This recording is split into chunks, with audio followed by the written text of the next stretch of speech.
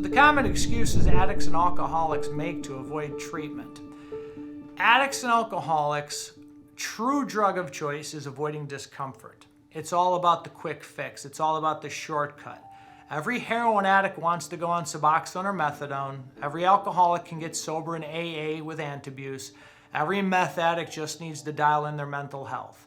None of them want to go away to treatment for a long period of time. In fact, the National Institute on Drug Abuse and Alcoholism even states on their website that anything less than 90 days in treatment is often ineffective. And that's not an exact quote, but if you read it, that's exactly what they say and they imply. So the excuses people make is, I can't go that way, I can't go for that long because of my job. I can't leave my wife and my kids. There's drug addicts there. There's alcohol there. Those people don't know what they're doing. I hate the 12 steps.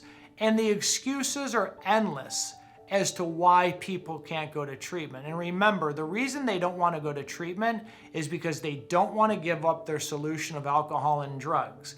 You know, families often tell us, well, they'll never go out of state for treatment. I say, let me explain something to you. If their drug of choice is alcohol, if prohibition came back tomorrow and the only state in the country that still served alcohol was in Delaware, they would walk there, let alone fly there.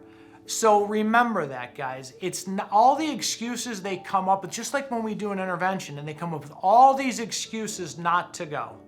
It all comes back to they don't want to stop using alcohol and drugs. And it's just like when a family doesn't want to do an intervention, they give us 1,000 excuses. And it comes down to one. They're afraid of the change of the intervention.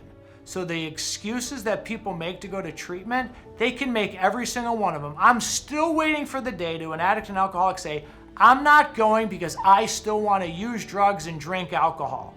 They don't say that, they say everything else. I'm still waiting for a family to say, I'm not doing the intervention because I don't want any change because I'm terrified of what the unknown looks like. When I hear those two truths, then I'll know that we're onto something. But if those two things aren't said, then everything else is just an excuse hiding behind those two things.